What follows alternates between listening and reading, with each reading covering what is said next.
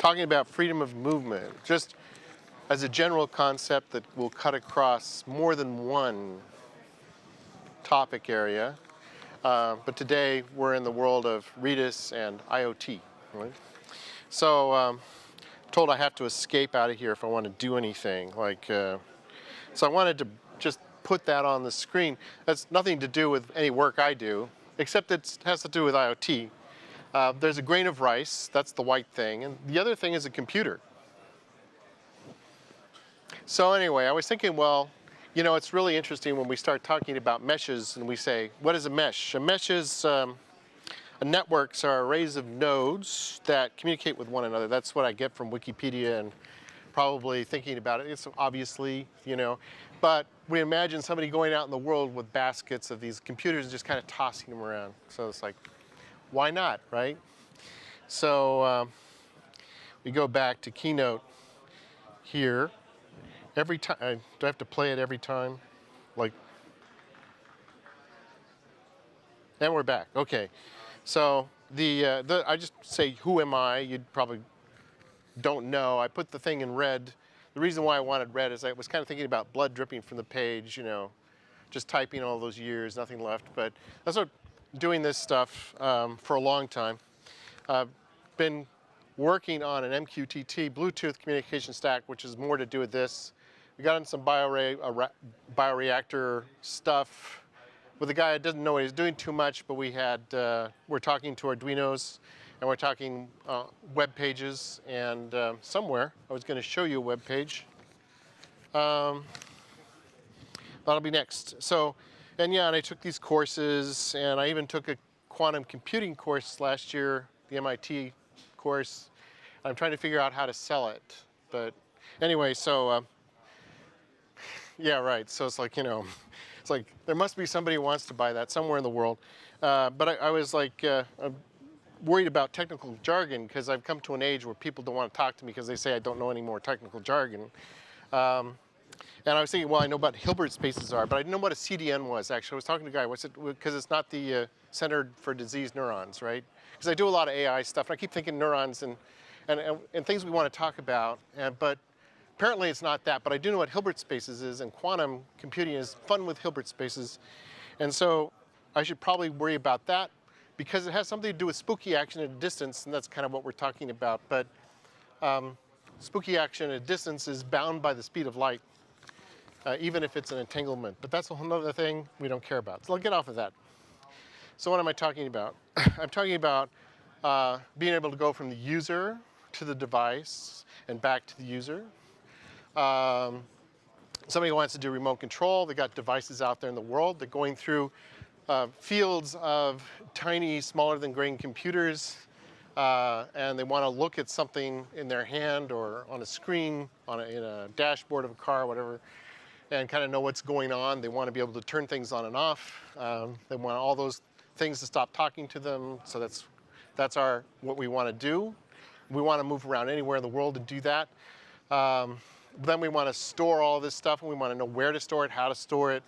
And there's a lot of things that people are talking about. I mentioned the word fog around here, and people don't seem to, that's not as common a term, I guess, as edge, but fog is considered edge.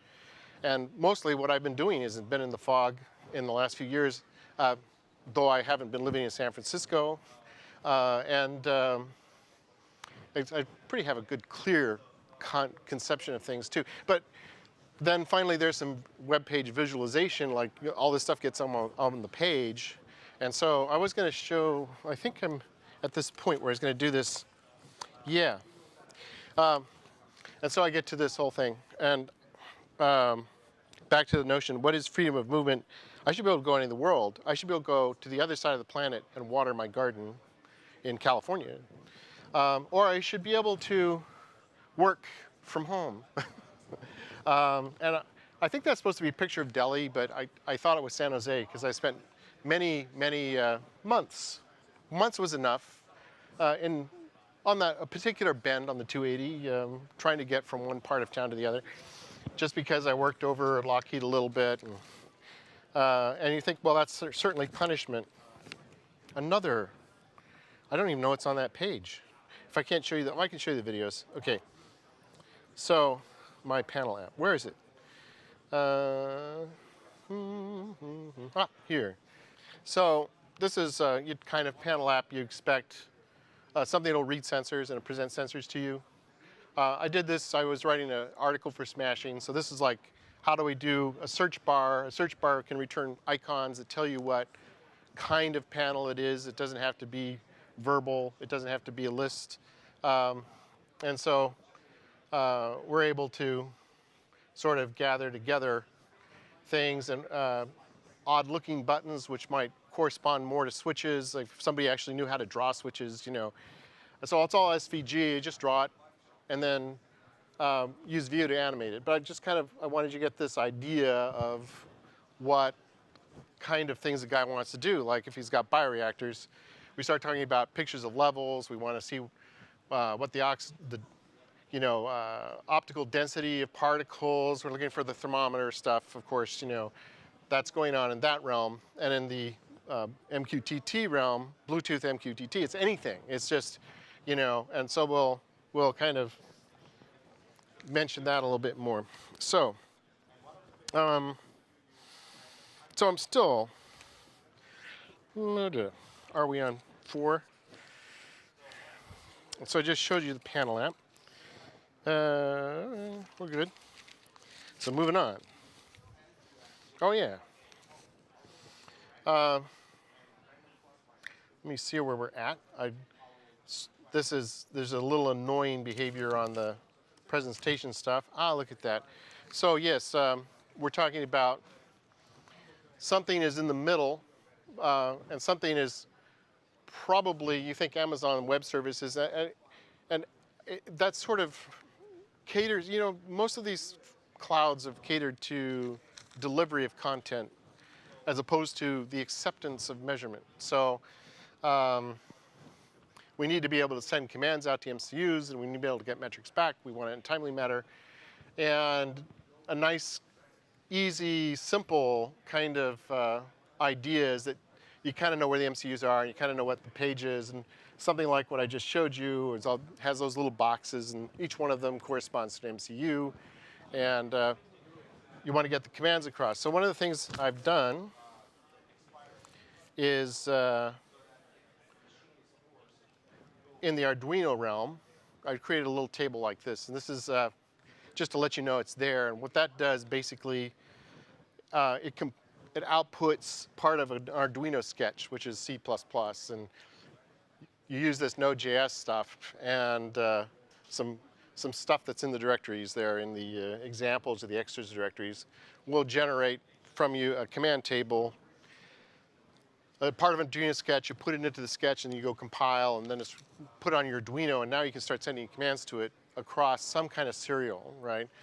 And at one end of it, your realm of web page to device, you're probably going to be somehow serial. If not, it could be WebSockets, it could be Bluetooth, it could be a lot of things, or just a standard USB line, which is kind of what mostly we use. You get to the kind of Arduinos I was targeting here, like Nanos. We have 2K memory in the box, and so there's not enough room for text processing and looking at command tables and stuff. So nice thing to do is to put a little closer to the web page and to the cloud stuff that can take commands out of the web pages and put it into just some really terse commands, maybe not much different than the GPub type commands that people had on for serial device networks, maybe that started with Texas Instruments or something like that. Not Texas Instruments. And an Austin-based company that I've forgotten the name of. So that you can get the, you can just have it pull values off and say, well, okay, I'm supposed to turn on the light every 10 minutes or something like that. So that's the kind of way of getting control. You think, I just put together some guy's little soundboard. We have Teensy's, right? Teensy is a new Arduino competitor made by a guy in Oregon, a very small business. It's all funded through, Patreon, and just like View is funded through Patreon. And he has a beautiful sound library, so a lot of audio files. I'm beginning to play with it, and I just soldered stuff together for a guy, and he wants buttons, right? So I'm pushing the buttons so he can play one sound, another, and those are all hardwired on, right? I had to solder. I was like, I probably soldered 30, 40 years ago, and I'm soldering again. And when you're in this web page realm, actually, you don't have, so you're trying to get rid of the buttons. You don't want to get anywhere near the hardware. And actually, we're talking about in being able to generate pages or sketches from commands. We're saying that, well, the web control world can actually output what the logic of the MCU, and the MCU can go run it. It just has to have the sensors connected. And how sensors connect is kind of up for grabs, right? Some of them are hardwired on, soldered, tied to the pins, or in the case of Bluetooth, they just might be floating around out there. And you could run across devices any old time, just walk into a room. The millions of computers that have been spewed out across the world, those are probably not the sensors. Those are, or maybe they are actually, the small ones are actually being used for things like temperature reading, actually tied to the computer, and they stick it inside, almost sticking them inside human cells, but they're now sticking them inside tumors and But you could, but if it were all Bluetooth connection, you could run across sensors you've never seen before. And it's just like taking your phone into a busy coffee shop, where I worked on some of this stuff in a busy coffee shop.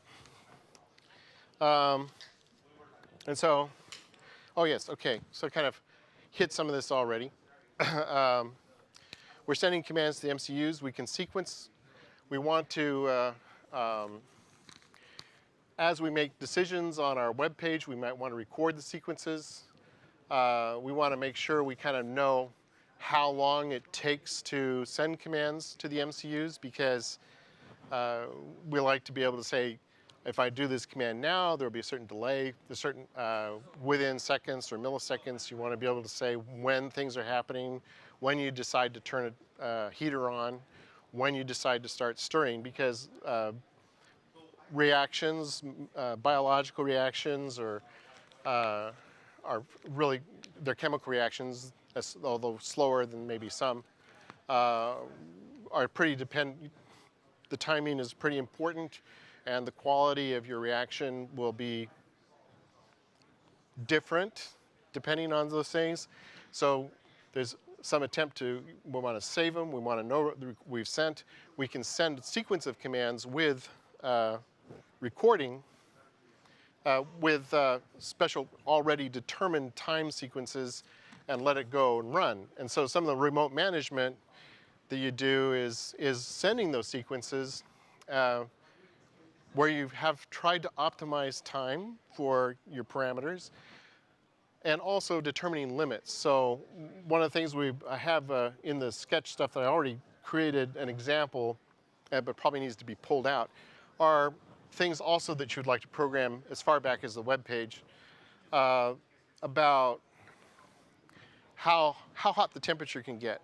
So thermostat. So you put a thermostat on your web page. You just simply are going to pick top, lower temperatures, and this thing is going to send commands back into the cloud or into the fog, and it's going to say, okay, better send another command back, turn the thing off, or something like that. Or the system itself will be smart enough to know what to do, but it still needs to send commands back to say, hey, this happened, and so you can do that.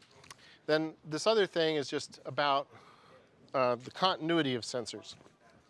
And I'd say sensors in motion and gateways in motion, because we are moving about. So one of the things I did with this company, and let me see if we're here, is we started looking at several gateways at a time. We started looking at if we could triangulate location and stuff using Bluetooth. And of course, that turned out to be difficult, mostly because there's not a great deal of, I would say there's not much standardization in terms of radio characteristics. You're going to have to pick a set of devices, calibrate them, figure out where you want things to sit and we put these gateways up and move the Bluetooth devices around. So then we did some measurements to see how close we get. It wasn't very good. And so, but as sensors move about amongst a lot of gateways, they enter up in the view of the gateway, maybe one or two gateways at a time, and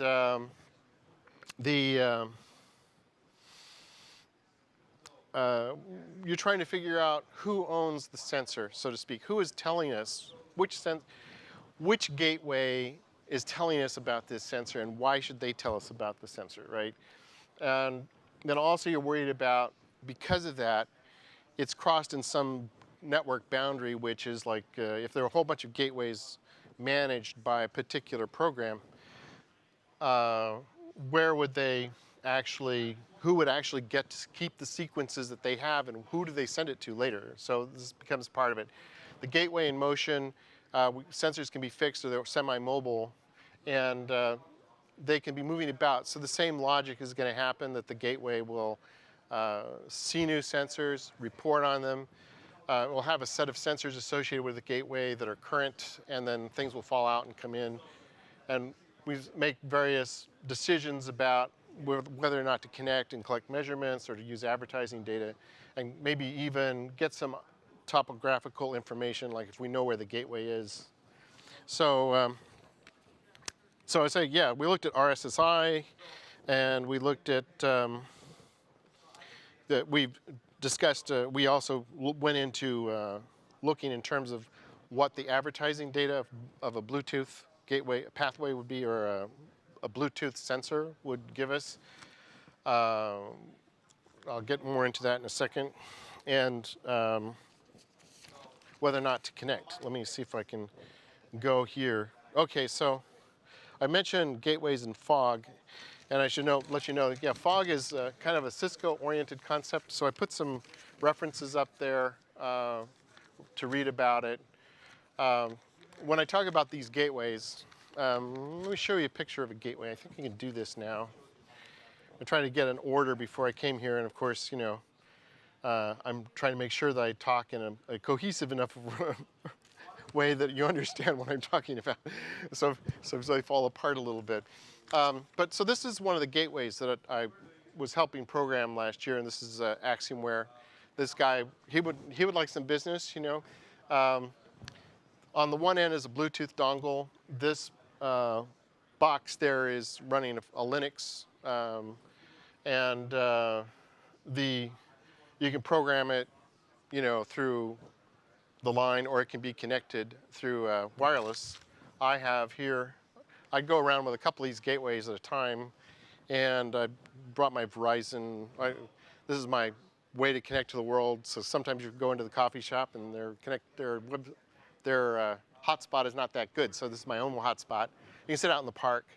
And on my machine, I was running a Node.js stack, and the guy here, Carl Stella, he's produced a stack, a Node.js stack, which on another machine, so not this machine, on another machine, it connects through MQTT to those boxes, and we can, and he provided the basic Bluetooth API to connect to devices. So devices, let's say thermometers, pressure sensors, all those guys. And my part was to create a stack on top of it, which is also Node.js stack that, you know, it says, well, what the heck do you want to do with this stuff? So the stuff I was doing is more fog related. It says, if I see this kind of device, should I connect to it? If I connect to it, what do you want? Do you want measurement? Do you want temperature out of it? Maybe the device provides more than one measurement. Which measurement do you want? And so the program can specify these things. What are we doing? So, you know, I'm going to show you a little piece of that program here in a second. So, yeah, the concept of fog. Cisco has already been out there in the fog world. They kind of started doing it, I'd say probably in 2010. There were some conversations about using their existing infrastructure for arrays on the open oceans and like that uh, have extra processors. They put out devices on these installations, pipelines, and other floating devices that had lots of extra computing power, but their entire infrastructure is built on single CPUs, so they would basically had a whole brain, but they only loaded half of it. So they figured out that they could probably just start using the other half to do fog things. And the fog things are like rule-based things where you'd say, or you're saying, I could tell you that the temperature is right now, but you don't really care, because I could tell you the temperature is the same it was yesterday. You don't care. But eventually you're going to care if suddenly the temperature is really high. So I'll tell you that, and I'll tell you that way less often as a result. In my picture here of sensors in motion, I have an idea of a bunch of gateways, which would be a mesh, like the ones I showed you. Those gateways don't think. All they do is make the connections, manage the connections, talk to an MQTT server, which itself is a server. I've had run into some people who didn't quite understand that out in the cloud will be an MQTT server, or if you start talking fog devices on the premises where there are gateways, you will have a device that has an MQTT server, and also on the other end, this kind of application that I could write with Node.js that can decide what to do with the data. Should I store it? Should I send it? Should I forget it? Should I do something to it? Should I make a curve? Should I smooth the curve? Should I make an exponential? Make a sine? I don't know. So these gateways are connecting. They also can't decide for themselves to connect to the devices. So the fog is really saying, well, maybe we should connect, because some gateways will give you vital information and advertising data, which is data that all gateways get as these guys move across their field, right? So if you walk into a coffee shop and you set up your gateway and you say, show me all the guys that you know about through advertising, it could show you 30 devices. And again, you're saying, well, I just want to talk to the ones that can give me temperature. So the program has to decide to tell the gateway. The gateway can give it all this information about everything it's advertising. And I say that some vital information comes in advertising packets. That's kind of a thing that people are doing now. It's kind of new. And there's a lot of, to make it, often the most common case is that you have to say, I have to connect if I'm going to get that information. So I have to decide to connect. So once a gateway is connected to the device, like say this S4 is talking to can be seen by two gateways. One of those guys has to connect. And once it's connected to one of them, the other guy can't connect, right? So if these sensors are moving around, you might say, well, if the RSSI gets weak on one and the RSSI is strong on the other, which comes in the advertised data, one would disconnect and the other would connect. But they would have to cooperate somehow. So then you say, well, if one fog device in a room manages everybody, that's fine. But if a guy goes from room to room, how do the fog devices connect? And then do all your operations in the cloud need to know about that? So you begin to start building tiers, or So that's one. Again, a visual conceptualization, help of a gateway in motion. A gateway in motion will not be owned by one fog device necessarily, though when I write my program, I could talk to, if I wanted to test a gateway with temperature that was set up in Carl's office in San Jose, and I was down in Bakersfield in a coffee shop, I could just connect to the ones there and then read whatever he had. But that didn't have any correlation with the gateway I was holding, right? It could be that some gateway flew from San Jose to Bakersfield, and while it was flying, it picked up everything that could give it temperature and said, well, send it to programs that are subscribed to everything this gateway could tell it, and say, well, tell me about what's going on, right? And I have one application that can subscribe to this MQTT server, But the, you know, how many MQTT servers are they burdened, and are they with a fog device on premise, or are we going to cascade the MQTT servers so that when you get down to this one guy's web page, you know, he can start to begin making sense of it, out of everything. So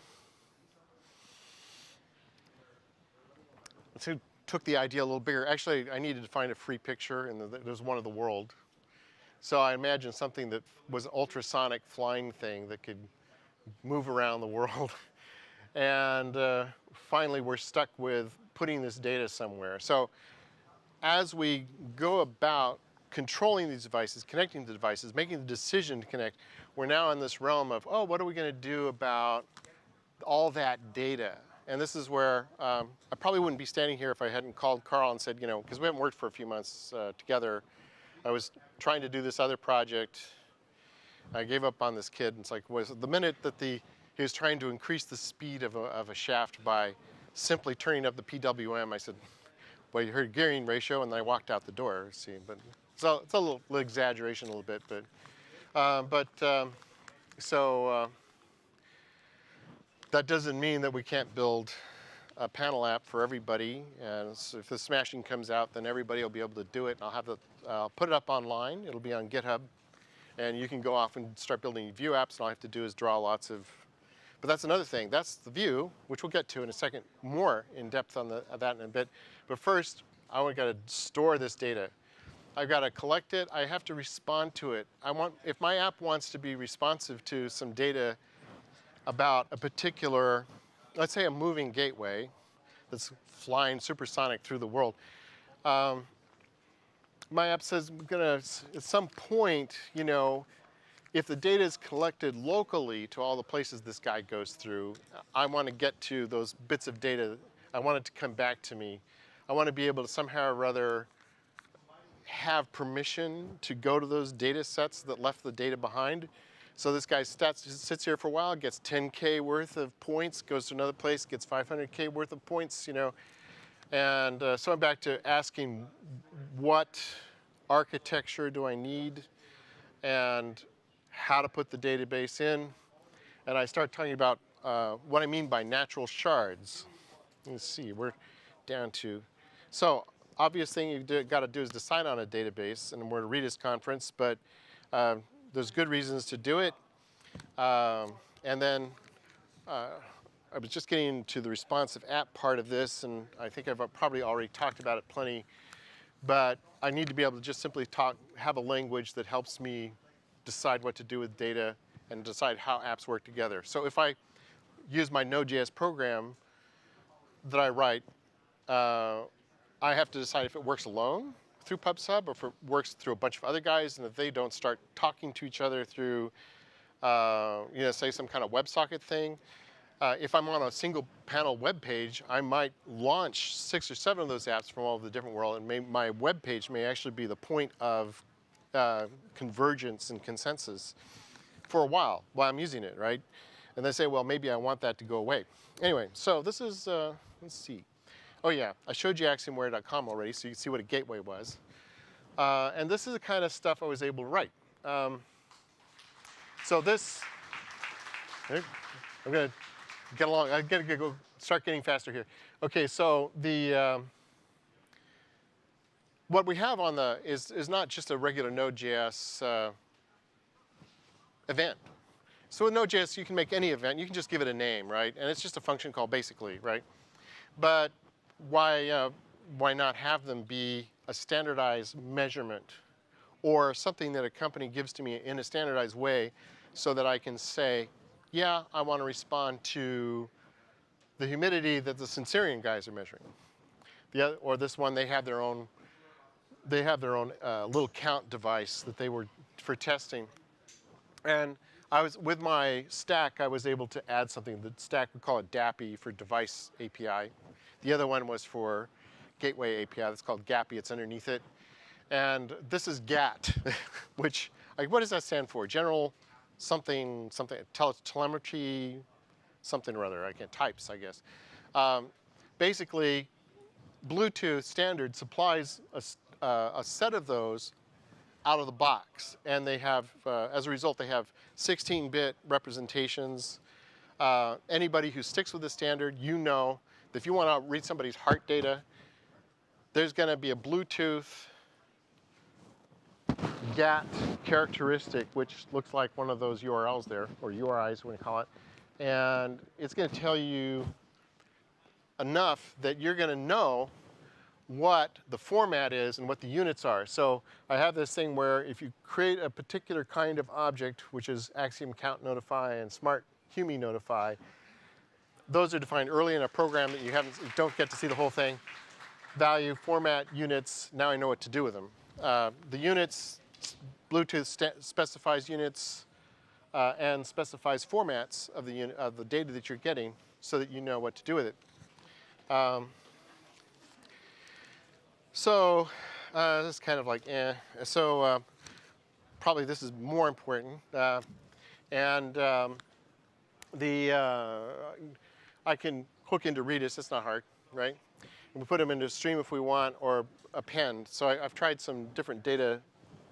I tried to measure to a certain degree how much of that I can do. But this is a way I could take this particular representation and begin just putting it somewhere in a database. Now, but it doesn't solve, of course, how many instances of Redis, and it doesn't solve, of course, how those are going to talk to each other. So this says how I can put a part of a trajectory at one Redis instance and inside one application that knows how to deal with it. And we're saying, well, we're good. Now let's solve the next part. We better do some thinking because people really haven't had the point of view very long that take the data in the other direction than we usually send it, which is your like web page going out. So that's what I've been talking about. These are our basic problems that we're going to have. And the natural shards thing, which I mentioned, we are really happy to have distributed databases where we have a distributed hash which says that if this piece of data is going to be found somewhere, it's going to be found inside of that shard over there. Mongo does it, Couch does it, you know, there's a bunch of distributed databases that do it well. If you're flying through the world gathering points, you do not have easily distributed data. So you can't just go out and say, yeah, everything's load balanced and I can predict the rate at which I'm going to get data. So your fog has to start doing things. It has to get smart. It has to maybe do some analysis. Maybe you don't want to see everything. Okay, so this is where I get to. So I started looking at these guys, and I ran started with 10K points, and I just added 10K points, so 10, 20, 30, 40K points. And somewhere I should be able to show that to you. I think it's that. Yeah, so it could be the way I wrote it. I wrote in Node.js. The black line going up to 3, that's 3 seconds, 3.1 seconds, is what it takes to, I think, read. See if I make that a little bigger.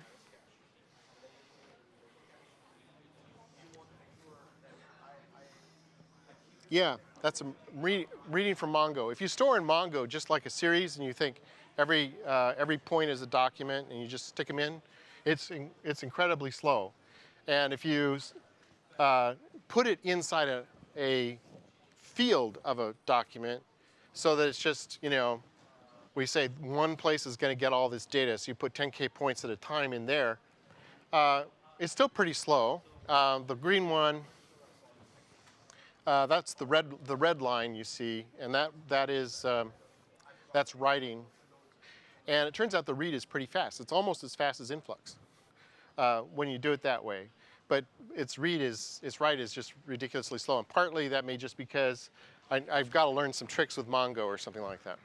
Influx was pretty good too, but not great. Let's see if this is,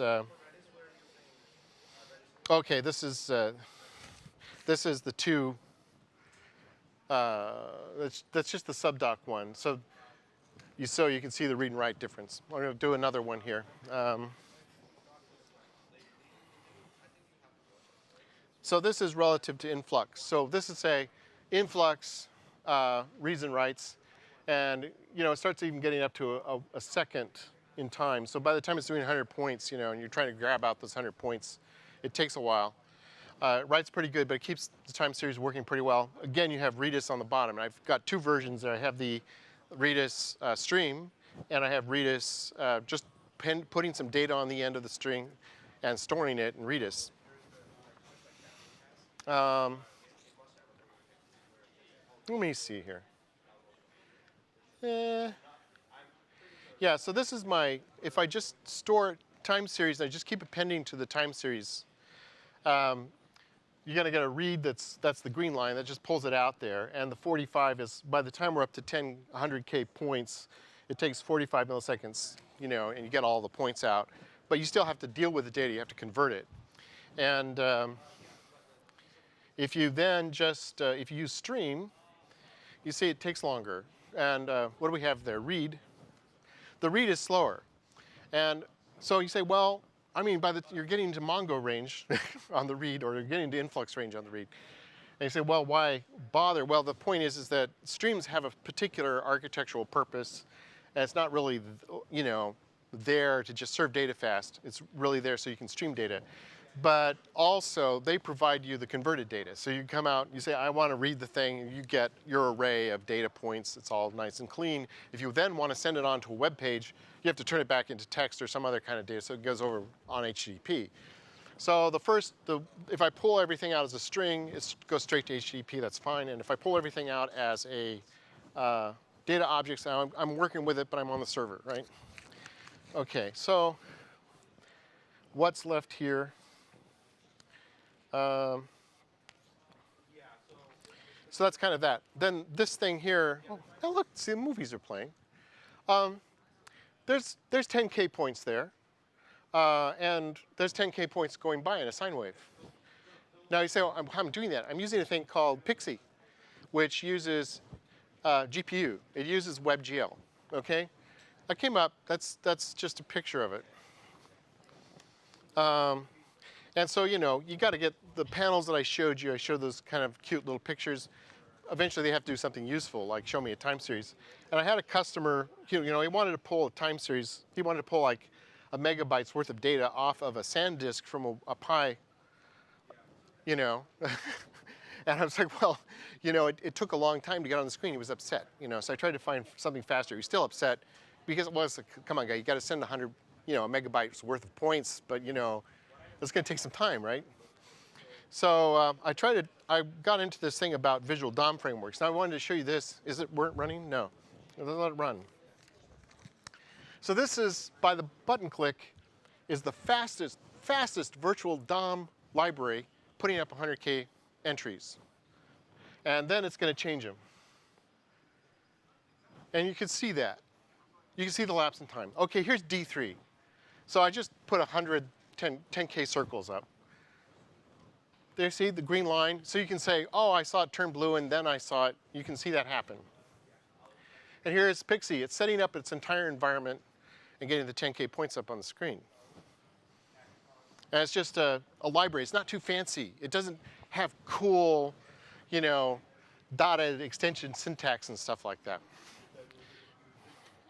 It's like an old graphics library. It's from days of yore. So, I did this. So anyway, yeah. So you want to get this data close enough. You want it small enough, like 10K of data may be too much to deliver for some particular applications. So you probably just want to do some kind of analysis. You probably want to use a GPU somewhere out there in the server realm, inside your services, inside a cloud. And your fog can do that for you to a certain extent, except you have to worry about fog elements communicating with each other. And yes, I manage customer expectations. I had a crazy customer. I have tons of crazy customers in my history, leaving me as a poor man. And you got to manage their expectations. And it's like they just don't understand that data takes time to move. Got to tell them. And but you could warm up data and keep it in Redis, and you can go pretty fast. So that's kind of what I want to show you. And I think that's everything.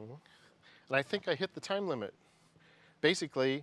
And I thought I didn't have enough to tell you. So I thought, well, there'll be tons of time for questions.